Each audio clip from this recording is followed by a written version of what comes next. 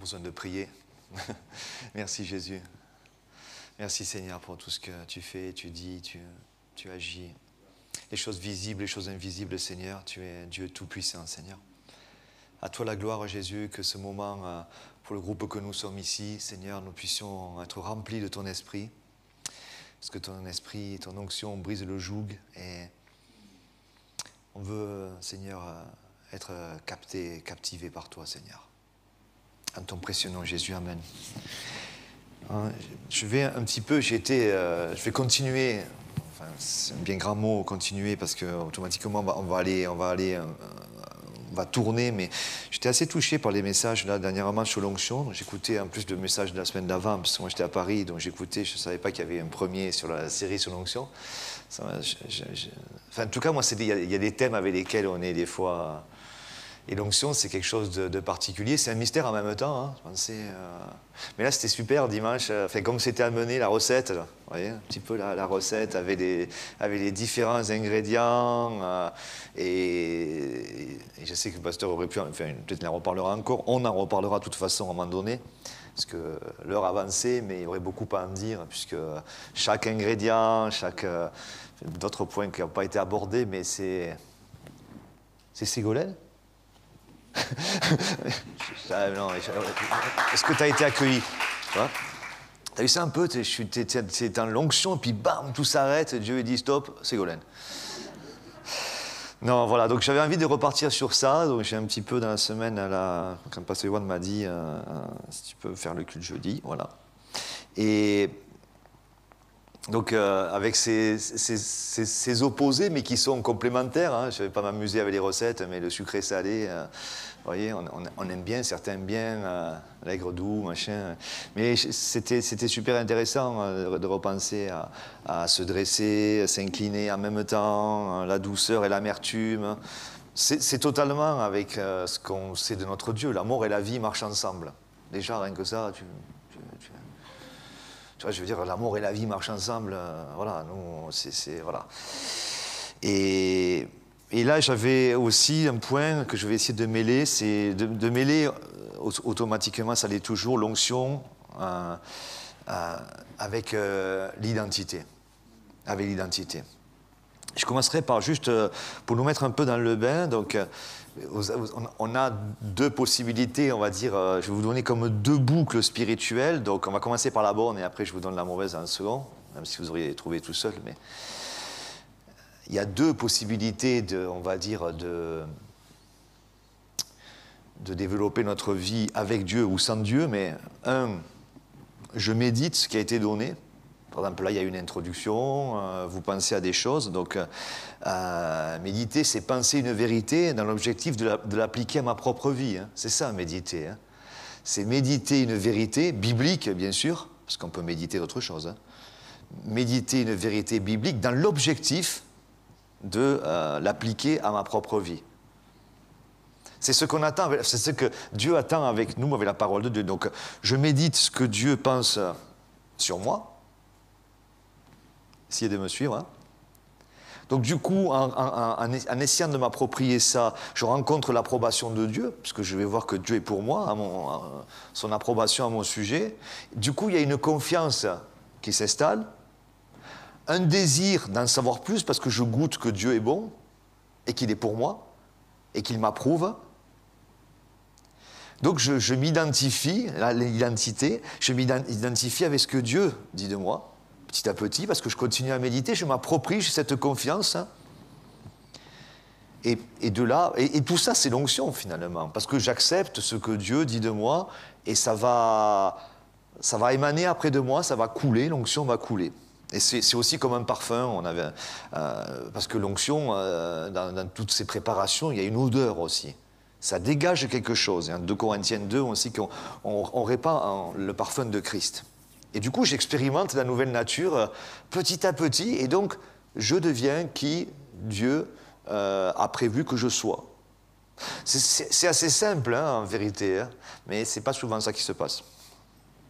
Parce que l'autre boucle, je médite pas ce que Dieu pense de moi.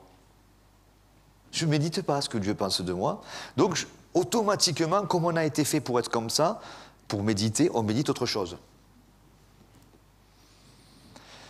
Donc, je ne rencontre pas l'approbation de Dieu à mon sujet. Je ne suis pas au courant de ce que Dieu pense de moi. Donc, comme je ne rencontre pas l'approbation de Dieu et que j'ai été fait pour chercher l'approbation de quelqu'un, je la cherche ailleurs. Et là, je ne vous ferai pas la liste parce qu'elle serait longue. Et je n'ai donc pas le désir d'en savoir plus de la part de Dieu. C'est une mauvaise boucle. Hein, parce que je n'ai pas goûté que Dieu est bon. Pour s'amuser avec la recette, quand on n'aime pas, on n'en reprend pas. Donc je ne m'identifie pas à ce que Dieu dit de moi, donc mon identité, elle va se faire, je vais la chercher. Ou je vais la chercher et me la fabriquer, et comme on le disait en cours de DA, et la protéger, parce que ça demande beaucoup d'énergie quand on se fabrique quand on a besoin de se fabriquer une identité, on a besoin de la défendre, alors quand c'est en Christ, on n'a plus qu'à entretenir. Ça sera le sujet. Donc, soit je me fabrique une identité, soit je la subis. Ça va être ce que les autres disent de moi. Alors, ça dépend. Mais de toute façon, ce n'est pas celle que Dieu a prévue. Et ça, c'est juste pour s'introduire et penser, donc, en vérité, donc, qu'est-ce qu'on peut faire, Sœur Louisa, tu me poserais concrètement, hein, qu'est-ce que... Je connais tes questions. Hein. Concrètement, mais je vais essayer de te le dire. Hein. Vous avez ce passage de Luc 24, 17 qu'on connaît bien. Vous savez, après la résurrection, les disciples sur la route d'Emmaüs marchent avec Jésus sans le savoir. Et il leur pose cette question, c'est le thème de ce soir, de quoi vous entretenez-vous? Et il leur dit, de quoi vous entretenez-vous en marchant pour que vous soyez aussi triste? Voilà le thème que je veux amener ce soir. De quoi nous entretenons-nous? Et ce que je vous ai donné en intro, c'est ça. Qu'est-ce qu'on médite? Qu'est-ce qu'on pense? Qu'est-ce qu'on relit? Ne levez pas la main, mais je pourrais dire qui a relu ses notes de dimanche? Qui a relu les notes, si vous avez suivi un cours lundi ou mardi? Qui a pris un temps? Voilà. Ne levez pas la main, mais on est juste... réfléchissons. Parce que si je ne m'entretiens pas, il y a quelque chose qui va m'entretenir. Et c'est quand même extraordinaire. Vous vous rendez compte qu'il s'agit de disciples. Il ne s'agit pas de pharisiens, là, à ce moment-là, en Luc 24. C'est des disciples, des gens qui... Donc Jésus est ressuscité, on passe dans une nouvelle vie. Il marche et ces gens sont tristes. Ils discutent, Jésus va avec eux, il marche avec eux, et il va les chercher. Ça, c'est notre Dieu. Hein. Il vient nous chercher. Ça, c'est extraordinaire. Je ne sais pas comment ça marche, je ne sais pas comment il fait, mais il vient nous chercher. Et il dit, de quoi vous entretenez-vous en marchant que vous soyez toujours triste. Et entretenir, c'est le mot que je vais appuyer ce soir. Je vous poserai souvent la question, de quoi vous entretenez-vous? Ou de quoi nous entretenons-nous? En marchant, hein. Et entretenir, pensez bien, c'est tenir dans un état constant, garder à la même intensité, en alimentant. Donc, qu'est-ce que j'alimente tous les jours? Qu'est-ce que j'entretiens? Quitte à prendre certaines mesures pour entretenir, c'est pourvoir de tout ce qui est nécessaire à la subsistance de la chose. Donc, il y aura des choses dont nous prendrons des décisions, nous ferons le nécessaire pour les entretenir. Alors, c'est quoi? Des inquiétudes. Si ce n'est pas Dieu, ça sera des inquiétudes, ça sera des préoccupations. Tiens, je vais vous dire ce qu'il y a à voir en ce moment. Les nouvelles. Après Covid, la guerre. Je peux vous dire que combien on va être... Je ne dis pas que ce n'est pas sérieux, hein. Il faut prier, hein. Il faut prier. Mais qu'est-ce qui va entretenir ma pensée? Qu'est-ce qui va entretenir ma pensée? Christ ou plus la guerre? Ouais. Ou plus Christ? Ouais. Et du coup, ça change complètement, je vous assure, ça change complètement. On dirait que, bon, Covid, c'est fait... Pourtant, vous avez tous un masque encore, mais c'est fait. Mais on passe à autre chose. Et, vous voyez, il y aura toujours quelque chose. Et c'est pas pour dire que c'est des mensonges, théorie du complot, c'est pas vrai, il ne se passe rien, en fait. C'est des gens qui inventent tout. Mais je veux dire par là, c'est qu'est-ce qu'on va entretenir? Et croyez-moi, il y a tout ce qu'il faut pour... si vous avez une application avec les nouvelles, ça vibre toutes les 15 secondes pour donner une information nouvelle sur la même chose. Sur la même chose, puisque ce qu'il faut faire, c'est aller voir une fois toutes les 24 heures ce qui se passe et prier. Mais après... Et dans ce passage-là de Luc 24, il est écrit que leurs yeux étaient empêchés de le reconnaître. Leurs yeux étaient empêchés de le reconnaître.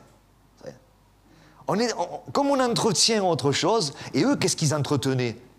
Ils entretenaient, il est mort, ça n'a pas marché. En fait, je sais pas, on a été là, on a pendant 3 ans, on a suivi, on a marché, mais bon, il n'est plus. Et d'ailleurs, ils lui disent, hein, c'est pas au courant. Voilà, ça n'a pas fonctionné comme on pensait, quoi. Mais la foi, ça ne fonctionne jamais comme on pense. Ça fonctionne comme Dieu pense. Et c'est ça que je dois entretenir. Si je m'attends à comment ça va se passer, déjà, je n'entretiens pas ce qu'il faut. Et pour aller vers l'identité,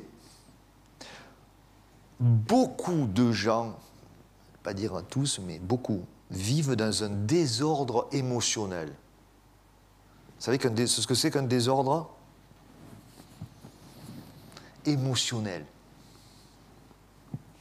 La question, si vous êtes dans un désordre émotionnel, de quoi vous entretenez-vous? Qu'est-ce qui fait? Parce que s'il y a un désordre, c'est qu'on n'entretient pas les bonnes choses. Dieu est un Dieu d'ordre et il va replacer les choses petit à petit. Pas comme ça, mais il va le prendre petit à petit. Petit à petit. Mais croyez-moi, il va mettre de l'ordre. Parce qu'il veut qu'on soit dans la paix. Et alors, je vais sauter parce que là, vous avez entendu parler, sinon je vais vous le rappeler, des 2 mots qu'il y a pour amour dans la Bible. Alors, 2 principaux. Agapé, philéo. Et je trouve ça intéressant parce que j'ai eu l'occasion avec les jeunes femmes de l'internat de partager. Un jour, on a un peu creusé ça. Alors, on sait que agapé, c'est l'amour inconditionnel. Philéo, c'est plus... philéo, c'est pas spécialement la chair, hein. Je vais vous expliquer. Philéo, c'est un amour par lequel Dieu passe aussi, mais c'est super intéressant, hein. Philéo, c'est un amour qui a besoin de s'appuyer sur quelque chose. Notez bien. Pour trouver la motivation de philéo, cet amour qui peut être l'amour du couple, l'amour de l'amitié, l'amour des amis, tout ce que tu en as parlé, mais après il y a une progression dans ce que tu as donné, c'est de Dieu. Même Christ à des moments a aimé comme ça aussi, cet amour qui s'appuie sur je le sens, je l'aime, elle est belle, il est gentil, on s'entend bien, on partage avec vous, il y a de l'amour philéo entre nous. Mais l'amour philéo, donc il n'est pas automatiquement négatif, mais il y a des risques. Parce que s'il est sur le feeling, vous voyez, et des fois, tu l'as dit, demain on n'est plus amis. C'est ça philéo. C'est pas stable, parce qu'il peut être très positif, il peut être spirituel, philéo, mais il a besoin de s'appuyer sur quelque chose pour trouver sa motivation. Pour exister, il a besoin de s'associer à quelque chose, philéo. Alors que agapé n'a besoin de rien. Agapé, il n'a pas besoin de ressentir quelque chose pour exister. Pourquoi? Il n'attend pas de réponse émotionnelle, agapé. Il est Dieu. Dieu est amour. L'amour agapé n'a pas besoin de s'appuyer. Et c'est pour ça que, j'ai noté, si agapé ne vient pas un peu aider philéo, on marchera toujours sur le ressenti, et le ressenti sera toujours nécessaire pour nous conduire. Alors quand on le sent bien, ça va, mais quand on ne le sent pas bien, ça ne va plus. Alors que agapé, lui, il est extérieur. Il vient d'une autre source, Dieu. Et de quoi nous entretenons-nous? Est-ce qu'on est toujours philéo, c'est-à-dire, ça s'emboîte, hein, Christophe, hein, on n'a pas fait exprès. Hein.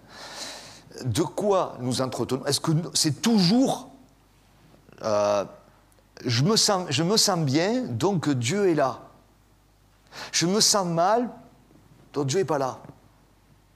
Vous voyez, c'est ça. Ça peut basculer comme ça, philéo. C'est un mot grec, hein, philéo, pour ceux qui ne savent pas. C'est cet amour, relationnel, on va dire, mais qui est lié aux émotions. Et les émotions ne sont pas mauvaises. Pourvu que ce ne soit pas elles qui pilotent. Les émotions doivent être le résultat de quelque chose. Dieu me touche, ben, je suis dans la joie, je suis heureux. Les émotions sont valables. Le problème, c'est quand les émotions deviennent la dernière étape. Et je trouve ça super intéressant, en fait. Hein. De quoi nous entretenons-nous? De philéo uniquement? De ces relations philéo? Alors que Dieu va nous dire, tu dois apprendre à croire sans ressentir. C'est un exercice. Hein. On apprend à croire, hein. On apprend à dépendre de Dieu, de savoir, par exemple, quand je pense sur mon identité, vous imaginez si... Alors que Jésus, quand il a marché sur terre, il a pleuré, il a été en colère, il en a eu des émotions. Philéo, il a expérimenté. Mais lui, il gérait toujours dans le bon sens. Alors que moi, si je suis sur ça uniquement, c'est pas que c'est pas mauvais, mais si j'oublie que j'ai besoin de l'amour agapé, si j'oublie ça, mon identité, ça va être un yo-yo. Hein.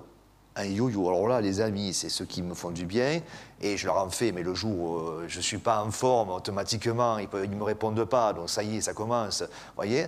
Et puis, après tout ce que j'ai fait, on est parti, bon, avec eux, c'est super, eux, c'est... Mais voilà. Voyez. Et mon identité va être construite sur quelque chose qui s'appuiera toujours sur quelque chose, il va falloir que je m'appuie sur quelqu'un, sur quelque chose, sur un sentiment, sur une émotion, sur une réaction, sur un ressenti. Ça ne marchera pas toujours. Agapé marchera toujours parce que ce n'est pas moi, c'est Christ. De quoi nous entretenons-nous?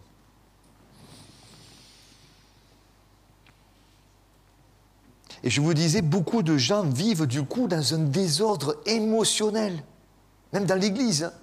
Hein. L'Église, c'est les mêmes que dehors, on va dire. Sauf que, on espère, ils ont autre chose, bien sûr, le Saint-Esprit. Et beaucoup de gens, et la question, c'est toujours la même, de quoi s'entretiennent-ils? Des émotions, des sentiments? Voilà.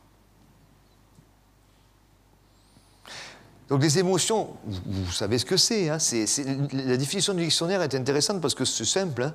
Les émotions, c'est tout ce qui est pas, c'est hors du mouvement en fait. C'est subit, c'est une agitation passagère hein, causée par exemple, la peur, la joie, l'anxiété, la surprise. Hein, vous voyez, voilà. C'est bon, ça peut être très bon. Mais c'est pas ça qui va me fixer mon identité. C'est pas ça qui va fixer mon identité. C'est mon identité en Christ, grâce à l'amour agapé, qui va me donner véritablement ce que ça veut dire la joie. Parce que quand vous réfléchissez, pour beaucoup, pour certains, cette émotion qui par exemple est la peur, pour certains c'est constant. Ils ont peur de tout.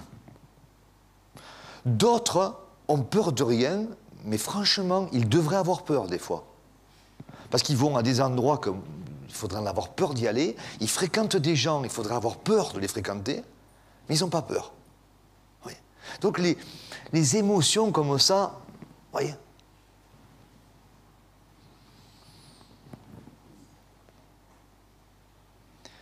La surprise.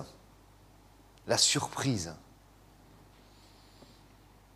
Des fois, il y a des situations, moi je suis surpris que des chrétiens soient surpris, des fois, vous voyez, par les situations. Par exemple, quand les chrétiens s'aperçoivent qu'il y a des gens qui pêchent. Oh. Ah ben dis donc, c'est marrant. Je ne sais pas d'où j'ai sorti ça, mais je l'ai entendu très tôt dans, je ne sais pas si c'est quel pasteur, mais de toute façon c'est biblique. Hein. Je l'ai entendu très tôt et c'est vrai que ne soyez pas surpris quand les gens partent. Hein. C'est malheureux. Mais là où on doit être surpris, c'est quand les gens restent. Ça, c'est... Vous voyez, non pas qu'on est content quand les gens quittent, mais c'est il y a une attraction qui se fait. Il y a une attraction. Les gens qui restent, ils payent un prix, ils choisissent et ils acceptent ce que Dieu dit de eux et ils ont cette identité en Christ qui se fait. Ils ne fonctionnent pas avec des émotions en permanence. Parce que les émotions sont instables. Qu'est-ce qui nous surprend? Qu'est-ce qui nous surprend? Qu'est-ce qui nous donne la joie? Et on sait, pour résumer cette partie-là, qu'en Galates 5, la joie, par exemple, elle est l'œuvre du Saint-Esprit, le fruit de l'Esprit. Et c'est même le mot « fruit » est mieux que « œuvre », parce que dans ce passage, vous avez justement les œuvres de la chair, ce que la chair fait, et le fruit du Saint-Esprit, ce que la chair ce que l'Esprit donne à nous et ce qui ne vient pas de nous. Nous portons du fruit, mais c'est au travers de nous, ça nous dépasse, c'est l'action de Dieu, c'est l'onction de Dieu qui fait ces choses-là. Et donc, cette question, de quoi vous entretenez-vous pour être dans cet état? Et d'ailleurs, on peut le dire aussi dans le bon sens. Quand je vous entends, quand vous m'entendez donner des paroles positives en Christ, quand on vous voit marcher par la foi, alors que peut-être même les situations autour de vous vont mal, ma question c'est, de quoi vous entretenez-vous? Alors je sais que ce n'est pas du même royaume, hein, mais ça m'intéresse. Vous serez mes témoins, a dit Jésus. De quoi vous entretenez-vous? Et ça, c'est super intéressant de se le dire aussi. Parce qu'on est là pour encourager aussi. Donc il y a cette nécessité d'entretenir, je viendrai sur la fin, comme cette lampe dans le lieu saint qui avait besoin d'être entretenue tout le temps. La lumière de Christ, il faut tout le temps qu'elle soit entretenue dans notre vie. Sinon, ça s'éteint. Vous voyez, ça s'éteint. Et on a besoin d'entretenir parce que Christ à côté de moi, je ne le reconnais même pas. Je ne le reconnais pas. Voyez, parce que je n'ai pas appris à entretenir. Et un frère à côté de moi qui va me parler de choses, qui parle de Christ, un témoignage, alors que peut-être il souffre, mais il confesse le nom de Christ et il marche par la foi. Et je ne reconnais pas ça. Vous voyez la boucle du départ. Et la nécessité d'entretenir. La nécessité d'entretenir. Ce n'est pas moi qui l'ai fait au départ. Le Saint-Esprit, je ne me le suis pas mis en moi, hein. Personne ne l'a mis. Par contre, j'entretiens ce que Dieu pense de moi. Et dans nos échanges, mon rôle, c'est d'entretenir chez vous, votre rôle, c'est d'entretenir chez moi, chez les uns les autres. Vous allez voir, on va y venir en Éphésiens 5,19. Mais là aussi, il y a trois catégories. Il y a ceux qui laissent faire. Je ne sais pas si on dit Inch'Allah. On laisse faire. Je n'entretiens pas, je laisse faire. On laisse donc à l'abandon. Je vais vous dire une chose.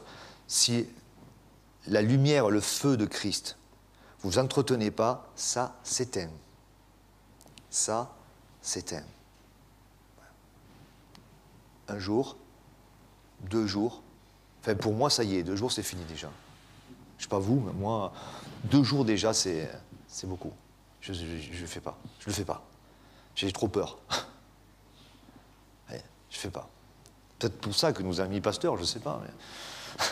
Mais je vous assure, si on n'entretient pas, ne croyez pas qu'il y a quelque chose qui va arriver comme ça et qui va allumer tout et que vous allez être comme ça. Non, c'est pas possible.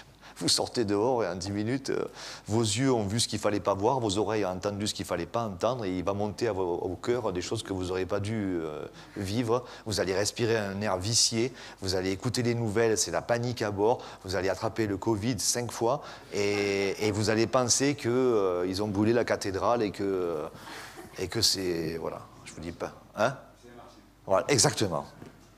Qui venait de Russie. Les Martiens. Donc on ne s'en sort pas. On s'en sort pas. Mais je vous dis, là on blague, il vaut mieux blaguer. Mais c'est ça. C'est ça. C'est exact. Mais après, c'est d'autres thèmes. Moins marrant. Moins marrant.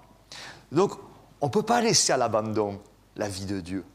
La vie de Dieu. Croyez-moi, j'y viens petit à petit, mais dans le temple, dans le tabernacle, il y avait quelque chose qui était tout le temps mis en place.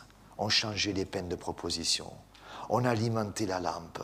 On prenait soin de tout cela. On veillait à ce qu'il y ait du silence. Voyez-moi, les couches de tissu qu'il y avait au-dessus, là, les revêtements, permettaient aussi qu'il y ait une coupure, qu'il y ait un silence, en fait. Pour pas que les bruits extérieurs constamment viennent avec les infos, les nouvelles, les machins, les trucs.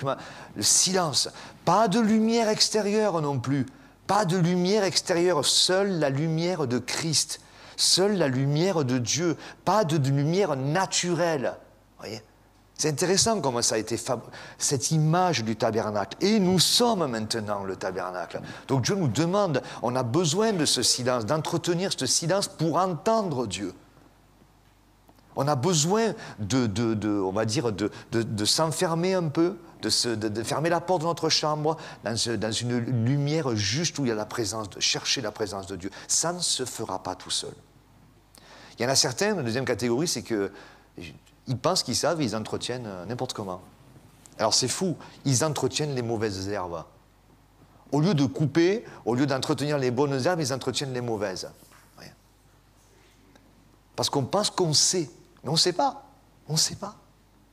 Donc il faut entretenir de la bonne façon. Et je vous lis un passage que vous connaissez, d'Éphésiens 5, 19. Je préfère bien le lire. Qui parle de s'entretenir.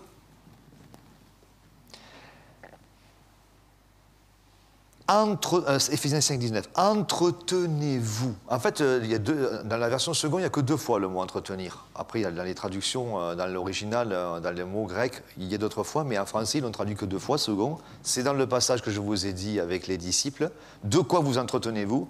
Et la deuxième fois, c'est ici.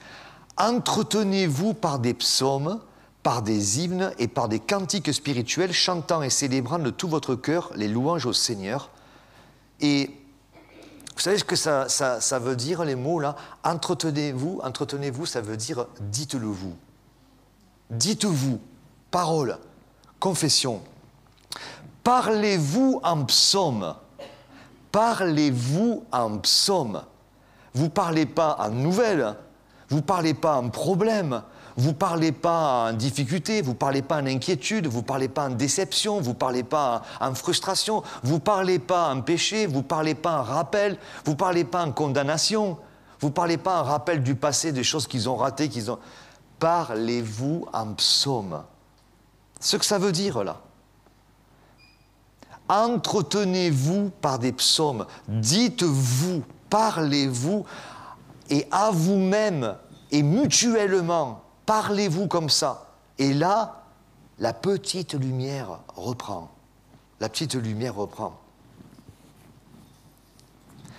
Il y a des gens qui sont tout le temps, on va dire, dans leur tête, en guerre. Il y a toujours quelque chose qui ne va pas. Il y a toujours cette difficulté. Donc, pas en paix. La question est, qu'est-ce qui se passe? Qu'est-ce qui entretient ça? Qu'est-ce qui entretient cette colère qui revient régulièrement? Qu'est-ce qui entretient cette jalousie qui revient régulièrement? Qu'est-ce qui entretient cette frustration qui revient régulièrement? Qu'est-ce que c'est qui entretient ça? Je vous assure, il y a quelque chose. Et c'est pas Dieu. Et c'est pas Dieu. Il y a quelque chose qui entretient ça. Les gens sont, là je parle des chrétiens, frustrés, vexés, en colère, jaloux. Qu'est-ce qui entretient ça? Qu'est-ce qui entretient ça? À quoi je tiens autant pour ne pas avoir envie de m'en séparer? Il y a quelque chose que je ne veux pas lâcher, croyez-moi. Il y a quelque chose que je ne veux pas lâcher. Qu'est-ce qui se passe pour ne pas avoir cette paix qui, d'après la Bible, et c'est ce que nous croyons, la paix de Dieu qui surpasse toute intelligence, qui va garder mon cœur en Christ. Philippiens 4, 7. Qu'est-ce qui fait qu'il y a quelque chose de plus fort que ça? C'est pas possible. Il faut le lâcher. Il faut le lâcher, quoi. Lâche-moi. Et je viens à Exode, je ne sais pas si c'était le passage que tu as écrit, pasteur, je ne me rappelle plus, mais Exode chapitre 27, versets 20 et 21. Tu ordonneras, Exode 27, 20, 21, tu ordonneras aux enfants d'Israël de t'apporter pour le chandelier de l'huile pure d'olive concassée afin d'entretenir les lampes continuellement. On est dans le tabernacle, hein. Le plan pour construire le tabernacle. Et sachez, Christ est venu faire son tabernacle sur terre, hein. Le Saint-Esprit est venu tabernacler, je ne sais pas si on peut dire comme ça, mais on peut l'utiliser pour comprendre. Hein.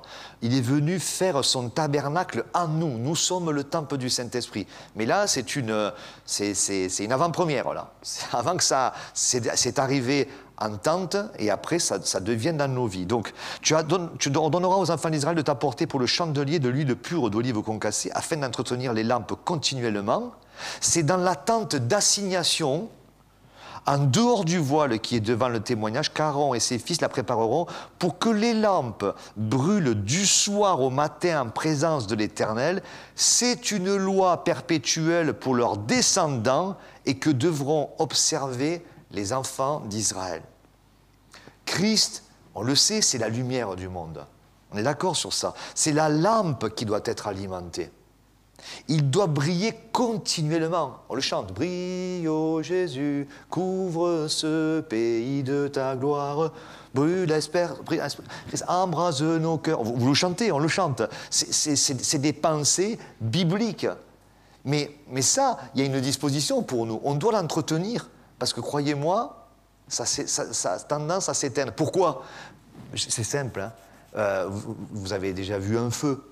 Voilà. Ben, jeter des trucs par-dessus qui ne sont pas des combustibles, ça va s'étouffer, beaucoup de fumée, puis ça s'éteint. Et vous savez ce que c'est, ces trucs qui sont jetés dessus? Ben, c'est mes soucis, c'est ma santé, c'est des problèmes, c'est des inquiétudes, c'est des tracas. Et on recommence. Et ça alimente. Nous, on pense que ça va entretenir. Non, ça éteint. Parce que ce n'est pas un combustible pour le Saint-Esprit. Ça ne brûle pas. Ça ne brûle pas. Ça éteint. Ça éteint. Et pourtant, ces choses sont vraies. Dieu voudrait s'en occuper. Et ma santé, vous croyez que Dieu s'en fiche? Mes problèmes, vous croyez que Dieu s'en fiche? Mes inquiétudes, vous croyez que Dieu s'en fiche? Ma maladie, vous croyez que Dieu s'en fiche? Mais Dieu est intéressé. Mais vous savez qu'il y a un ordre. Ça ne marchera pas. Beaucoup de croyants, et on a tous, je suis comme ça, combien de fois je voudrais intégrer Christ à ma vie? Mais en fait, c'est moi qui ai été intégré à la vie de Christ. Mais je voudrais intégrer Christ à ma vie. Christ, il y a ma maladie, viens. Christ, il y a mon problème, viens. Et Christ me dit, non, toi, viens. Et des fois, ça dure.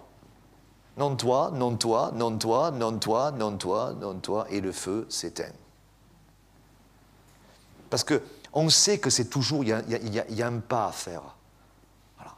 Alors, le pas, c'est rien. Et en même temps, c'est comme... tu le disais dimanche, c'est ma vie. Et on l'avait dit au cours le premier cours de DA que j'avais donné. Vous savez, quand on défend quelque chose, que je vous parlais tout à l'heure de colère, hein, croyez-moi, ça demande de l'énergie de protéger quelque chose. Quand Christ est ma vie, tu veux défendre quoi? Tu veux défendre Christ? Il se défend tout seul. Hein. Il se défend tout seul. Moi, j'entretiens ça. J'entretiens la présence de Christ dans ma vie. Donc, il faut entretenir, c'est nécessaire d'entretenir ce feu, la lumière de Christ dans nos vies, sinon ça s'éteint. Mais si ça brille, si nous entretenons, alors on sait ce que c'est la parole de Dieu. Je l'ai dit au départ, c'est qu'est-ce que je médite? C'est par exemple, je dis, Christ s'en fiche de moi, je peux vous dire un truc, ça brûle pas. Et il y en a certains que il n'y a que ça dans le feu. Et je ne comprends pas, ça ne brûle pas. Non, ça ne brûlera pas, ça. Ça ne brûle pas, ça. Donc si on permet à la lumière de briller, parce que nous confessons, nous disons, nous méditons ces choses-là. Je parlais à plusieurs personnes qui me demandaient comment on médite. Et là, on en a parlé au cours de théologie de la grâce aussi. Et c'est pas compliqué. Hein. Je vous dis, ce soir, je vous ai donné quelque chose. Moi, c'est rien. Mais ce soir, s'il vous plaît, reprenez-le. Vous m'oubliez, vous reprenez des passages et vous vous dites, il a dit quoi? Si vous avez attrapé 3 mots et que vous y revenez dessus, après, c'est plus... Et là, je peux vous dire que le feu...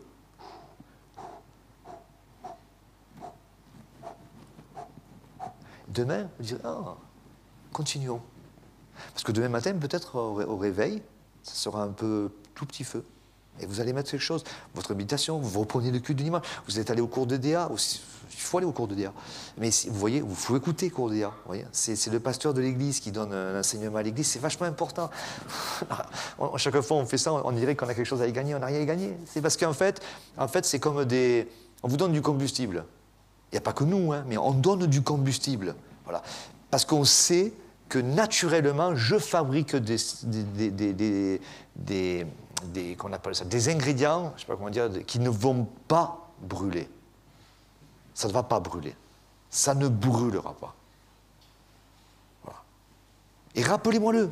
Quand des fois je parle avec vous, que vous m'entendez parler dehors, ici j'espère que ça va, mais des fois vous me rencontrerez, vous direz, ça ne brûle pas ton truc là. C'est pas grave, mais je t'aime quand même. Je t'aime quand même. Parce que ça c'est Christ. Hein. Psaume 36, 10, on va terminer. Car auprès de toi est la source de la vie. Par ta lumière, nous voyons la lumière. La méditation, c'est super important. Vraiment, c'est capital. Parce que si vous ne méditez pas les choses de Dieu, vous ne pourrez pas dire que vous méditez rien. Ça n'existe pas. On médite toujours quelque chose. Je vous ai dit les nouvelles, mais ça peut être autre chose. Je médite, je peux m'inquiéter. Est-ce que j'aurai un enfant?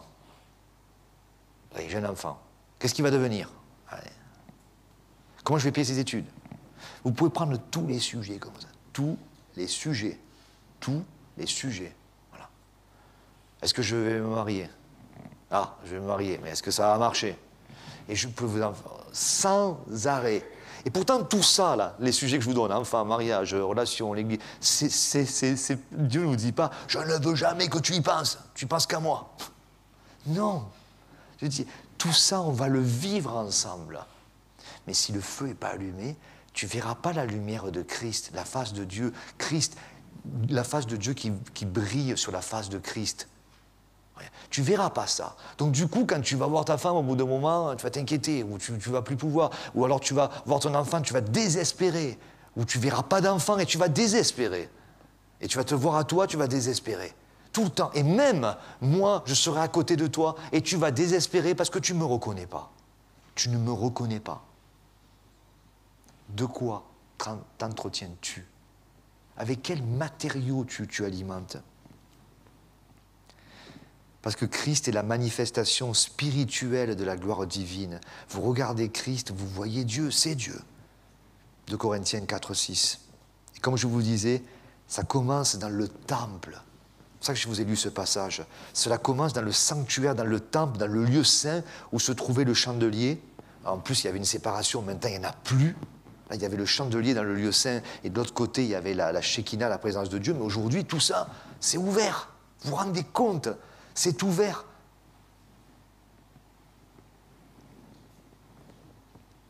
Et je termine avec l'onction, parce que c'était le thème qui m'a inspiré, oui. C'était dit, hein, l'onction, cette présence de Dieu, cette huile qui coule, cette huile chrétien, hein, ouen, hein, onction, chrétien, ouen de Christ, recouvert de Christ, pommadé de Christ. Christ, c'est loin, L l'apostrophe. Hein. C'est ça. Et nous sommes chrétien, Christ, ouen, l'onction. Ça va avec le mot. Oui. Et l'onction, c'est une mise à part, tu le rappelais, hein, c'est une mise à part pour le service. C'est pour le service. Les sacrificateurs, les prophètes, les rois étaient ouen pour le service. Et un chrétien, il est ouen pour le service. Ouais. Et c'est toujours pour quelque chose qui va être en dehors de lui. Et c'est pour ça que je vous disais, nous, souvent, ce qu'on veut, c'est Christ dans ma vie. Dans ma vie.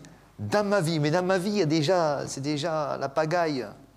C'est déjà le désordre émotionnel. C'est pour ça que Christ veut me sortir de là pour m'amener vers le service. Et c'était dit dimanche, l'onction donne une vraie valeur.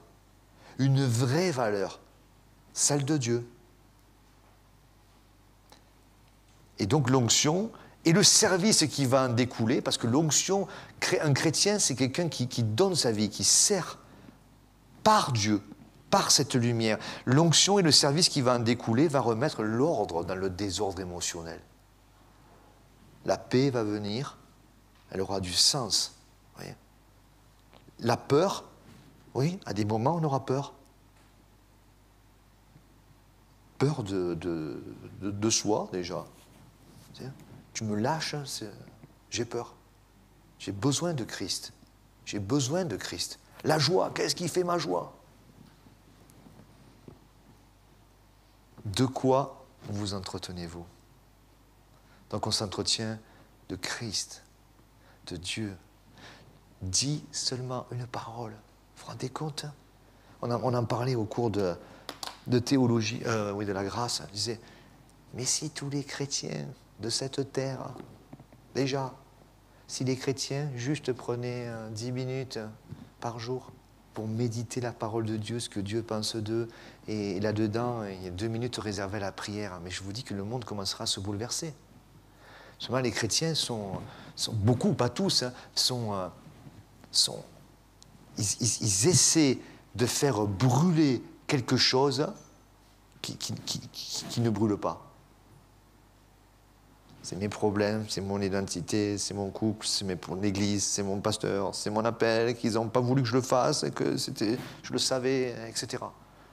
Ils finissent asthmatiques, hein, ils ne peuvent plus souffler à force le truc.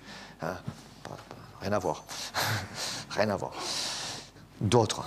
Mais, vous voyez, alors que le souffle de l'esprit, c'est lui qui alimente. C'est pas moi. C'est pas moi qui dois souffler. Moi, je donne, je laisse, par ma vie, je laisse le combustible. Amen. Que Dieu vous bénisse.